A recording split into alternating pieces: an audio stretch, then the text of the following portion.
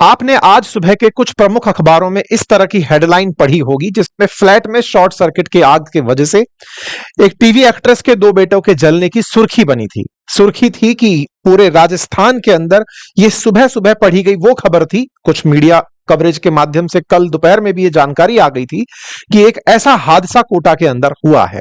अक्सर कोटा सुर्खियों में रहता है अपनी कोचिंग के कारण, कोचिंग्स में आए रिजल्ट्स के कारण, और समटाइम्स अगर कुछ बैड न्यूज बनती है तो वहां पर बच्चों के द्वारा अवसाद में किए गए फैसलों के कारण ये सुर्खियों में बनता है। लेकिन मेरे प्यारे साथियों, कल कुछ एक ऐसा घटनाक्रम हुआ जिसने कोटा में रहने वाले लगभग हर उस परिवार को, जो अपने परिवार के साथ या तो कोटा तैयारी कराने अपने बच्चों को लेकर आया है या फिर वो उन बच्चों की तैयारी कराने का एक जरिया है।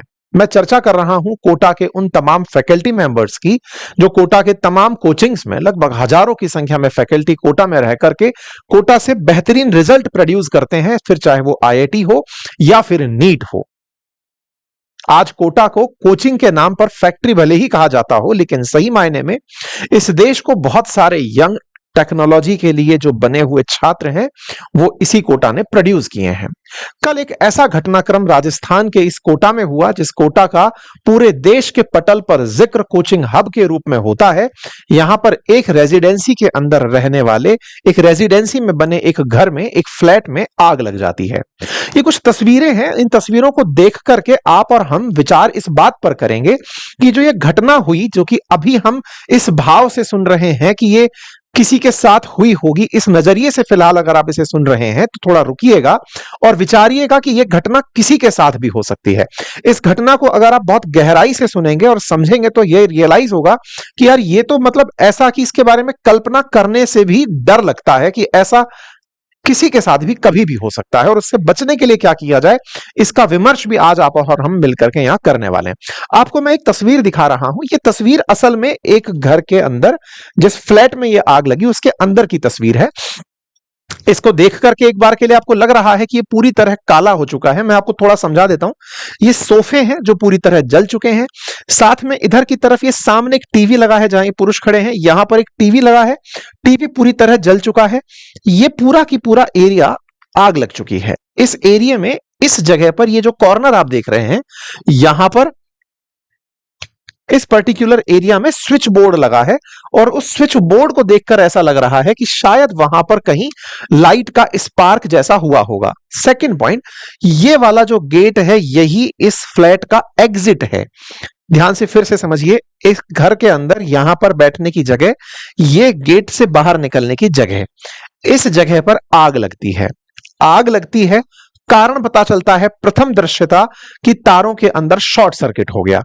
इस आग की वजह से यहां से धुआं उठता है, और वो धुआं इस कमरे में अपनी पहचान देता है। आप जरा इस कमरे को अगर ध्यान से देखें तो आपको बिस्तर पर कुछ कालिख दिख रहा होगा, दीवारों पर कुछ कालिख दिख रहा होगा। ये धुआं असल में उन बच्चों के कमरे में उठा जिन बच्चों की कल इस धुएं ने जान ले ली। मेरे प्यारे साथियों, ये जो तस्वीरें आप यहां पर देख रहे हैं, जिसे देखकर यह अंदाजा लगाया जा सकता है कि इस कमरे में आग नहीं लगी, इसमें केवल धुआं पहुंचा। इस धुएं के चलते यहां पर लेटे हुए बच्चे जो मध्य रात्रि में विश्राम करके देवी के जागरण से, असल में देवी के जागरण से लौटकर विश्राम करने के लिए लेटे थे, सोने के लिए लेटे थे, उन्हें इस धुएं ने अपने साथ सुला लिया। सही मायने में यह धुआं कार्बन मोनोऑक्साइड था। कार्बन मोनोऑक्साइड जब भी हमारे रक्त के साथ मिलता है तो हीमोग्लोबिन के साथ कार्बोक्सी हीमोग्लोबिन की जो संरचना बनती है, उसने इन्हें चिर निद्रा में सुला दिया। एक बेहोशी का आलम उत्पन्न हुआ। बच्चे यहां से उठकर, जब आपके घर में आग की फीलिंग आ रही हो तो एक छोटा बच्चा यहां से उठता है और वो उठ करके उस जगह को देखने जाता है जहां आग लगी हो। ये आग इस जगह लगी थी, वो देखने के लिए इसे निकलता है। इस क्षेत्र में ये वो पूरी जगह है जिसे आप यहां पर देख रहे हैं। ये पूरा जो सीन आप देख रहे हैं, इस जगह वो छोटा बच्चा उठकर बाहर आता है, और जब वो उठकर बाहर आता है तो यहां पर उस आग की लपटों से उठ रहे धुएं में वो बेहोश होकर गिर पड़ता है। यहां पर ध्यान देने योग्य बात यह है कि बच्चों को आग ने नहीं छुआ, बेहोशी थी गैस की, और वो वहीं पर खत्म। एक दूसरा जो उनका बच्चे का भाई है, वो आग से बचने के लिए, धुएं से बचने के लिए कि मुझे सफोकेशन हो रहा है, घुटन हो रही है, वो बाथरूम में एंट्री करता है। एग्जॉस्ट चलाने का प्रयास करता है, बाथरूम में बैठता है, लेकिन वहां उसे वो धुआं रहने नहीं देती। ये घटना पेरेंट्स को, क्योंकि इनके पेरेंट्स काम में बिजी थे, इनके पेरेंट्स में से माताजी इनकी मुंबई में फिल्म कलाकार हैं, पिताजी इनके कोचिंग में अध्यापक हैं। शाम को मित्रों के साथ वो सोसाइटी में ही हो रहे जागरण में बैठे थे। बच्चे घंटे भर पहले ही आकर सोए हैं, पिताजी नीचे जागरण के अंदर तालियां बजा रहे हैं। उन्हें सूचना दी जाती है कि आपके घर से धुआं बाहर आ रहा है। आप दौड़कर बाहर आते हैं, ऊपर चढ़कर देखते हैं और देखते हैं तो धुएं से गेट खोला नहीं जा रहा है। आप दम लगाकर दरवाजा खोलते हैं, आग की लपटें लगभग सारा घर काला कर चुकी होती हैं। और इस काले घर में जब वो एंट्री करते हैं तो सबसे पहले उनका वास्ता अपने छोटे बेटे से होता है, जो कि आग से नहीं, धुएं से, आग की वजह से उठी धुएं से वहीं बेहोश होकर अचेतन अवस्था में चला गया था। वो जैसे तैसे उसे उठाकर बाहर लाते हैं और बड़े बेटे की तलाश के लिए फिर अंदर घुसते हैं। अपने बड़े बेटे को पूरे घर में उस भरी हुई धूप में, धुआं में वो तलाशते हैं। खुद अपनी सुध बुध खोते हुए माँ बाप इस समय ये भूल जाते हैं कि वो अपने बच्चे को लेने जा रहे हैं, लेकिन ये गैस उन्हें भी नुकसान पहुंचा सकती है। लेकिन जब पेरेंट्स अपने बच्चों की तलाश में होते हैं तो संभवतः वो सुध बुध खो चुके होते हैं। ऐसी स्थिति में वो तलाशते हैं तो वो अपने बड़े बेटे को पहले राउंड में नहीं तलाश पाते। लगभग 20 मिनट की मशक्कत के बाद, क्योंकि घर पूरी तरह अंदर से काला हो चुका है, वो फिर तेज तेज आवाज देते हैं, खिड़कियां खोलते हैं, तलाशते हैं तो बाथरूम में जाकर उन्हें वो बच्चा दूसरा दिखाई देता है। चूंकि बच्चा बेहोशी में अब अचेतन अवस्था में जा चुका है, तेज उसको लेकर के बाहर दौड़ते हैं, अस्पताल पहुंचते हैं। अस्पताल में उन्हें डेड डिक्लेयर कर दिया जाता है। ये जो पूरी घटना आपने सुनी, हो सकता है कि ये घटना आपके लिए बस एक कान से सुनी हुई घटना की तरह निकल जाएगी। हजारों घटनाएं हम हर दिन अखबारों के अंदर पढ़ते हैं, सुनते हैं कि हाँ, किसी के साथ कुछ ऐसा हुआ होगा, लेकिन इस पर रुककर विचारने का तथ्य यह है कि ये जो इनके साथ हुआ, ये किसी के साथ भी हो सकता है। अब मैं इस बात को ऐसा क्यों बोल रहा हूं? ये परिवार जिसको आप देख रहे हैं, ये खुशहाल परिवार था, बढ़िया से अपने काम में बिजी थे, अच्छे से अपना जीवन व्यतीत कर रहे थे, पढ़े लिखे लोग थे, अपनी इस बात से पूरी तरह चेतन थे, क्योंकि इनके छोटे बच्चे के द्वारा फिल्मों में एक्टिंग की जाती थी। बड़ा बेटा जो है वो इनका काफी अच्छा परफॉर्म किसी कोचिंग के अंदर कर रहा था, बढ़िया परफॉर्मेंस उस बच्चे की चल रही थी। बड़ा बच्चा 15 साल का था, छोटा बच्चा 10 साल का था। सब लोग अपने अपने काम में बहुत अच्छे से परफॉर्म कर रहे थे। साथ ही साथ घर की सुविधाओं को लेकर भी ये लोग सचेत थे कि घर में किस तरह की सुविधाएं होनी चाहिए, बच्चों के लिए सुरक्षा के क्या मायने हो सकते हैं। जैसे हर जागरूक माँ बाप करता है, वो सारी तैयारियां इन्होंने भी की थी। इनका ये बताने का मकसद केवल इस बात पर है कि आप लोग अगर एक बार के लिए ये सोच लें कि हो सकता है उनसे कुछ ऐसी घटना रही होगी कि फायर सेफ्टी को लेकर उन्होंने कुछ विचार नहीं किया होगा, बहुत कैजुअली कुछ ऐसे ही कहीं आग लगाकर चले गए होंगे, या फिर कोई चीज आग, जैसे होता है ना कि दिया जला दिया, कहीं वो नवरात्रि चल रहे हैं, हो सकता है दिया आग पकड़ लिया होगा, या फिर कई बार ऐसा होता है कि यार इनको पता नहीं होगा कि इलेक्ट्रॉनिक अप्लायंसेस में कितनी पावर की जरूरत होती है, गलती कर दिए होंगे। नहीं, ये परिवार, पिताजी इनके एसएमएस मेडिकल कॉलेज से पढ़े हुए डॉक्टर हैं, माताजी एक स्थापित कलाकार हैं। परिवार पूरी तरह समृद्ध परिवार है, हर तरह से सचेत है। उन्हें इस बात का एहसास है कि बच्चों की सुरक्षा के क्या मायने होते हैं। इसके बावजूद भी अगर यह हादसा ऐसे घरों में भी जहां पर इस तरह के भाव हैं, बच्चों को लेकर के सुरक्षा के भाव हैं, अगर वहां पर शॉर्ट सर्किट जैसी घटना इतने बड़े दुख को अंजाम दे रही है, तो ये हर उस व्यक्ति के लिए जो ये मानकर चलता है कि मेरा तो कोई क्या ही बिगाड़ लेगा, मुझे शॉर्ट सर्किट से थोड़ी कुछ होगा, मुझे आग लगने से क्या ही फर्क पड़ेगा, एक तार ही तो है, मैं इसे बुझा दूंगा। साथियों, यहां पर रुकिए, विचार कीजिए कि ये सारी घटनाएं जो किसी तार के जलने से बने हुए धुएं के कारण है, यह आपको रिएक्ट करने का भी टाइम नहीं दे रही हैं। आप सो रहे हैं, सोते सोते आपके बगल में कोई कॉइल जल जाती है, आपके घर का कमरे का कोई तार जल जाता है, आपको समझ में ही नहीं आएगा सबकॉन्शियस माइंड में कि आप सपने में वो देख रहे हैं या रियल वर्ल्ड में है, और आप सो के सोते की सोते रह जाते हैं। आपको घुटन की वजह से महसूस ही नहीं होता, आपको लगता है कि मैं सपने में घुट रहा हूं, आप रियल वर्ल्ड के अंदर खत्म हो जाते हैं। यह सब इसलिए विचारने की आवश्यकता है कि आप और हम जीवन भर में दिन भर के साथ जाने कितने इलेक्ट्रॉनिक अप्लायंसेस के साथ अपना जीवन बिताते हैं। इस घटनाक्रम ने अपनी तरह से पूरे लोगों को गहरा दुख पहुंचाया। पूरा कोटा स्तब्ध था। पूरे कोटा के अंदर तमाम फैकल्टी मेंबर्स जो कि बच्चों को तैयारी कराते हैं एग्जाम्स की, वो सभी इन परिवार के साथ शोक संतप्त होकर के दुख में शरीक थे। बच्चों के पेरेंट्स को लेकर के, बच्चों के पेरेंट्स के मन में एक यही भाव था कि जिस बच्चे को लेकर के टीवी इंटरव्यू हुआ करते थे, आज उसकी सुर्खियां इस तरह से बन रही हैं। माता पिता के बुरे हाल थे।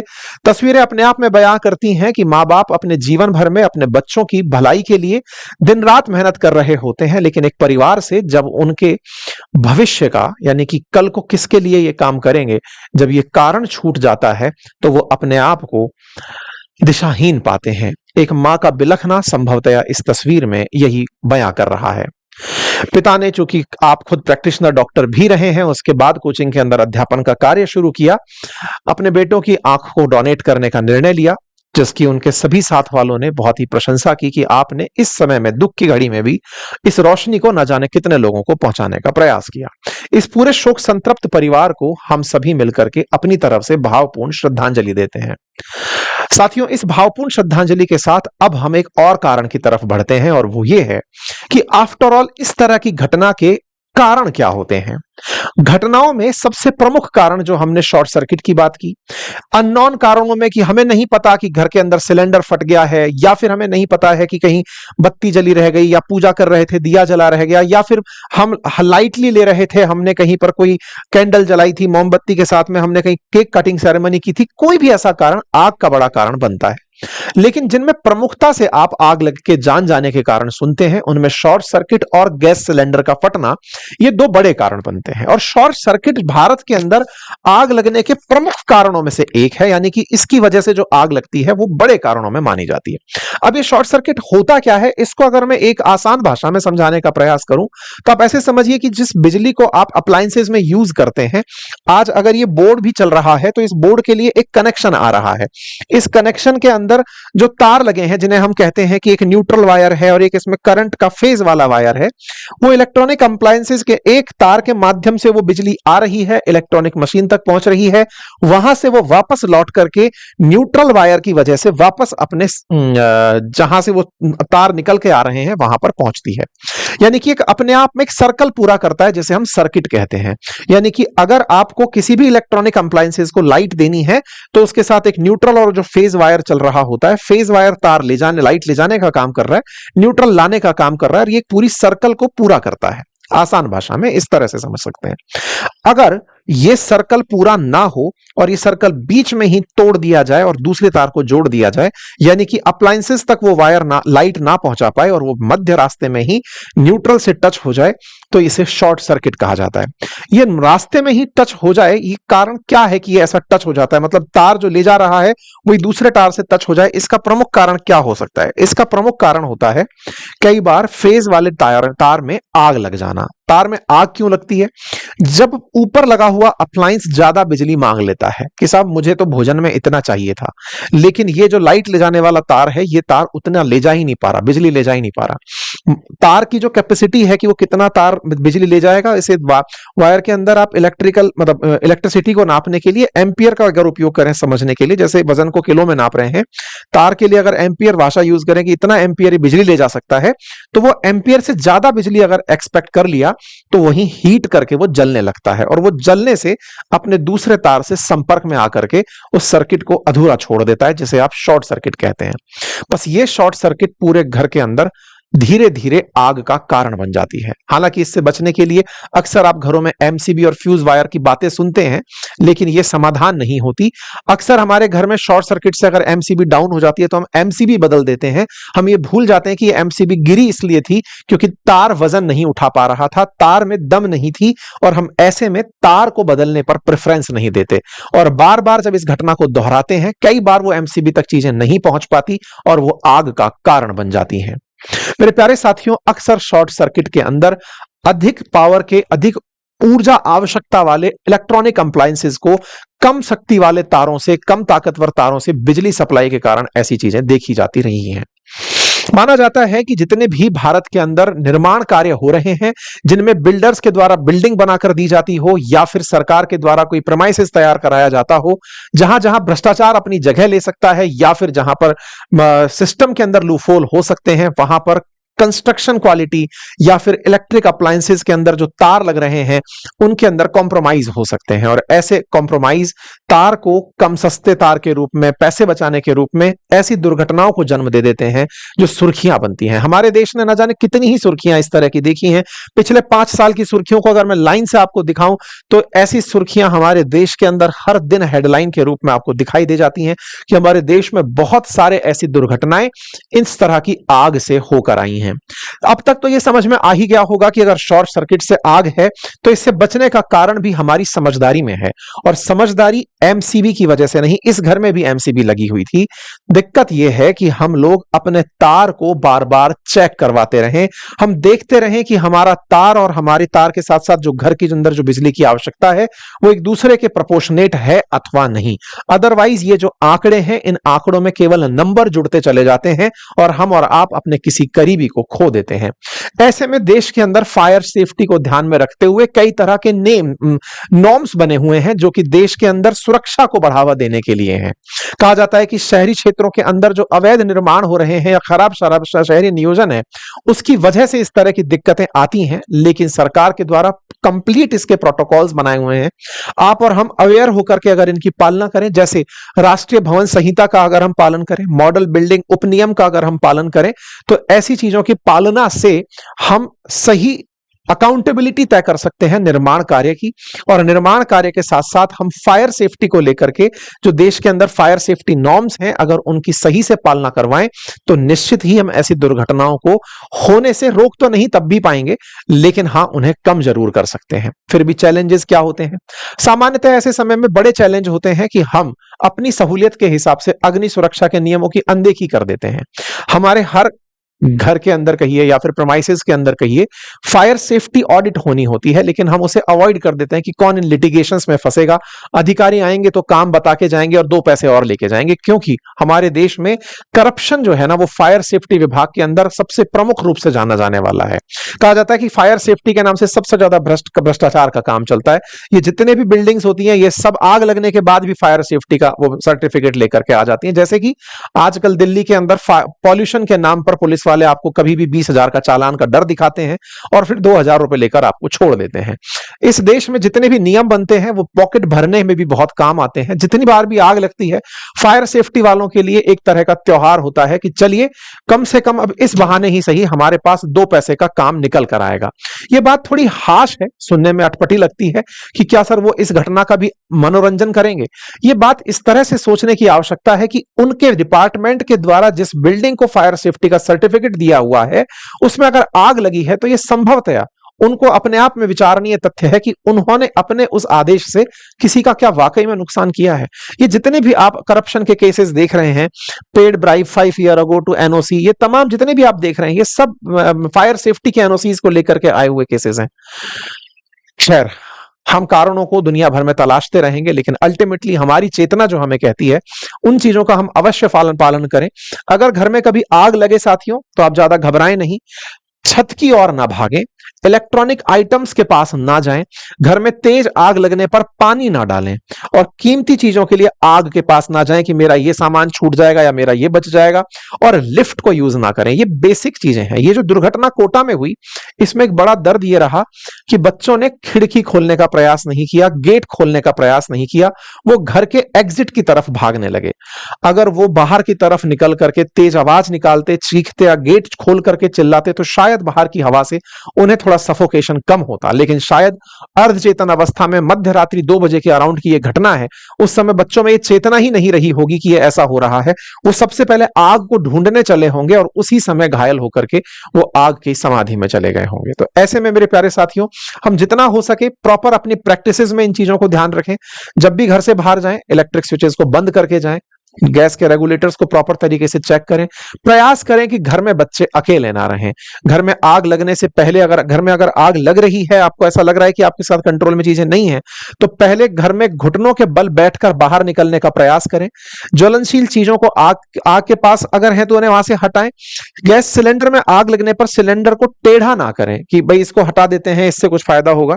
सहायता ना आने तक खुद को कमरे में बंद भी कर सकते हैं। गीले कपड़ों से दरारों को बंद करके करके कमरे में धुओं को आने से रोक सकते हैं। अपने नाक और चेहरे को गीले कपड़े से ढक सकते हैं। ये कुछ फायर सेफ्टी में किए जा सकने वाले काम हैं जिनसे संभवतः आप अपनों की हिफाजत कर सकते हैं। ये तमाम प्रकार के फायर एक्सटिंग्विशर्स हैं जो भी आपके लिए सजेस्टेड हो, आप उसे अपने घर में अप्लाई कर सकते हैं। साथियों, फायर सेफ्टी ऑडिट भी समय समय पर रहते हुए अपने घर में करें। शॉर्ट सर्किट से बचाव के लिए हाई वोल्टेज वाले उपकरणों के लिए अलग से स्विच बोर्ड लगाएं। हमेशा घर से निकलते समय सारे स्विच बंद करें। कई बार ये आजकल एक बहुत बड़ा नॉर्म्स चला है कि घर के अंदर बेड के आसपास के जो क्षेत्र हैं उनके अंदर बहुत सारी बिजली वगैरह लगाई जा रही है। फैंसी होने से बचें, कल को उन्हीं के शॉर्ट सर्किट उनके अंदर आग पकड़ा देते हैं। प्लग को सॉकेट में लगाकर ना छोड़ें। घर की वायरिंग के लिए अच्छी क्वालिटी के मोटे तारों का उपयोग करें। प्रयास करें कि आपके तार प्रॉपर तरीके से चेक हो रहे हो। बार बार अपने घर की फायर ऑडिट कराते रहें। कुल मिलाकर के बचाव की बातें निकलती हैं, लेकिन खोले वालों ने अपने लोग खो दिए। और साथियों, जो मैंने ये जानकारी आज आपको दी, ये मेरे बहुत ही अपने थे। इस परिवार के साथ मेरा बहुत ही करीबी संबंध रहा है। कोटा में मैंने और आपने साथ मिलकर के ही पढ़ाना शुरू किया था। हम एक साथ एक ही संस्थान में पढ़ाया करते थे और कल पूरे टाइम मैं कोटा ही था। ये घटना जो मैंने आपको बताई, ये आंखों देखी सुनी, जो मैंने जाकर के आग के दृश्य देखे, परिवारजनों से मिला और अपने साथियों से जब मिला तो स्तब्ध हुआ। लेकिन सोचा कि ये घटना आपसे साझा इसलिए की जाए क्योंकि क्या पता हम इस घटना से सबक लें, जो सबक मैं दिन भर लेता रहा, रास्ते भर आते समय सोचता रहा। खैर, हम अपनी तरफ से इस पूरे परिवार को, शोक संतप्त परिवार को और मेरे अपनों को श्रद्धा सुमन अर्पित करते हैं, श्रद्धांजलि अर्पित करते हैं। ईश्वर से दुआ करते हैं कि इस कठिन परिस्थिति में उन्हें हिम्मत दे। धन्यवाद।